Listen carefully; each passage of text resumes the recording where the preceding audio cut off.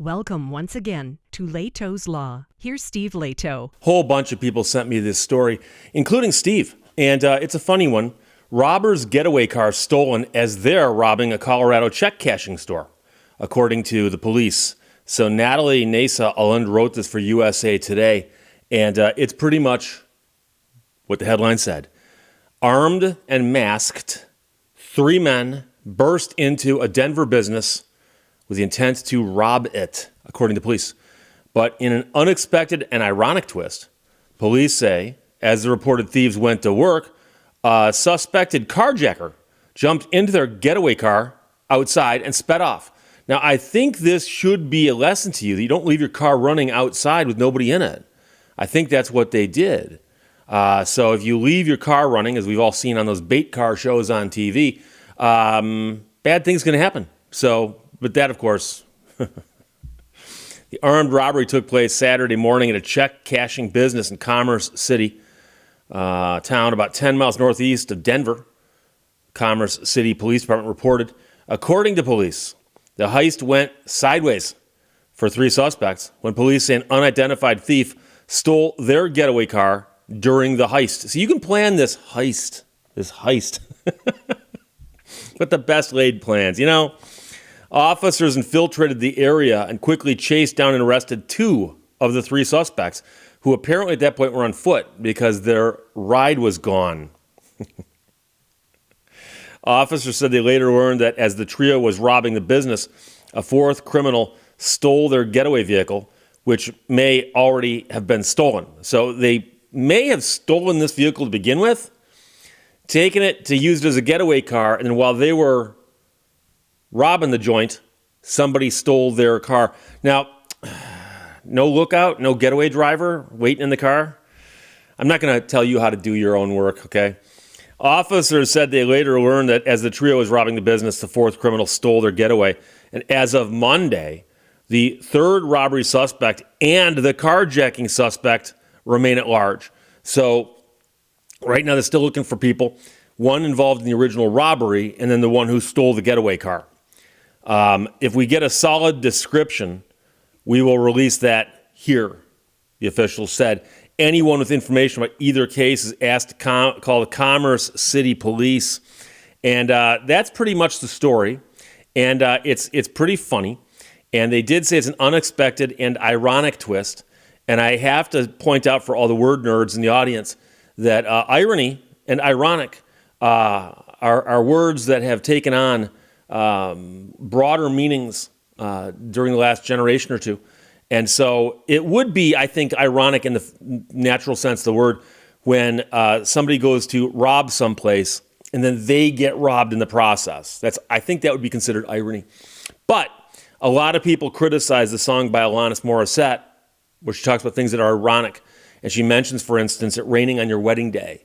And I've had people tell me, they go, Steve, she's misusing that word. And of course, she's misusing it in its first sense, but not in its second sense. So if you look at a lot of modern dictionaries, they will say ironic can also mean something happening unexpectedly. And of course, it does lose the twist that you get from the old school irony, but words evolve over time. But, you know, this is pretty funny. We hear stories about robberies or other crimes where things go wrong. Everything from somebody trying to steal a car and discovering they can't drive a clutch, that kind of thing, to people who break in someplace and then get stuck in there and can't get out.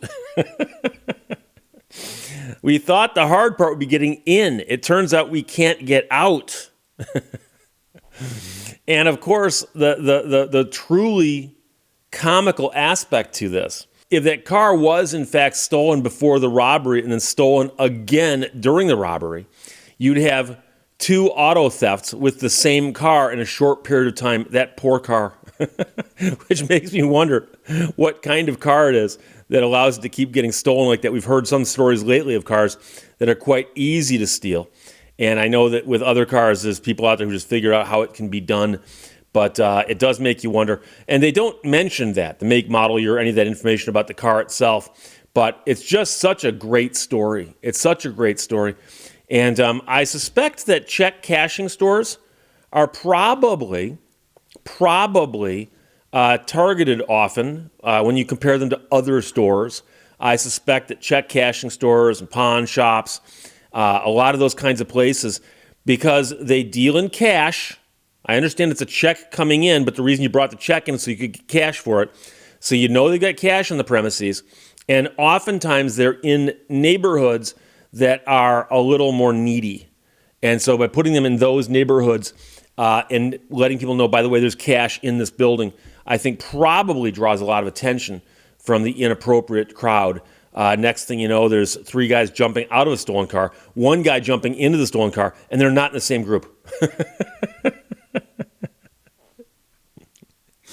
And I can't get enough of this. Back when I worked for the Birmingham gas station that had the towing contract with the Birmingham Police Department, in Birmingham, Michigan, by the way, not Alabama, the guy who owned the gas station, the man and the woman who owned the gas station, husband and wife, the husband, the owner of the station, was an auxiliary cop for the city of Birmingham. So occasionally, things would happen in Birmingham and he'd hear about them, and sometimes he'd actually help out. And there used to be a coin shop on Woodward Avenue that sold old coins, for coin collectors.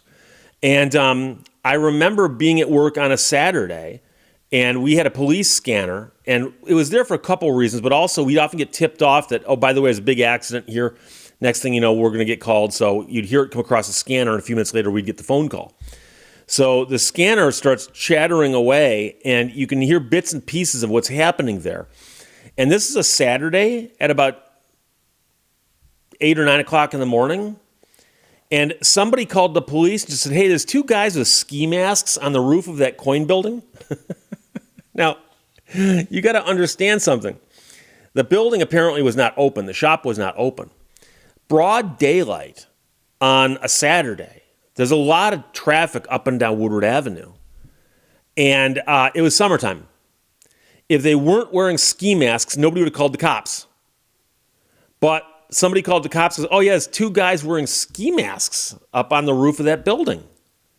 The cops show up while the guys are still up there. They surround the building, and somebody, excuse me, guys, you can come down now. And they got busted.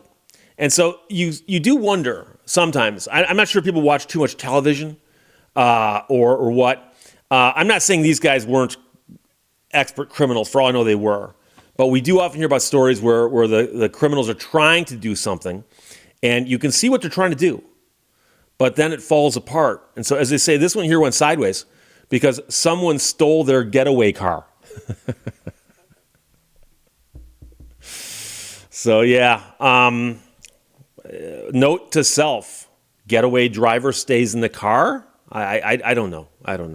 So Natalia Nasa Alondra wrote that for USA Today. A bunch of people sent it, including Steve. Thanks a lot. Robbers' getaway car stolen as they are robbing a Colorado check cashing store, according to the police. There you go. Questions or comments, put them below. Let's talk to you later. Bye-bye. Thank you for watching Lehto's Law. Unhappiness is not all bad. It can lead us to struggle, and struggle can lead us to change.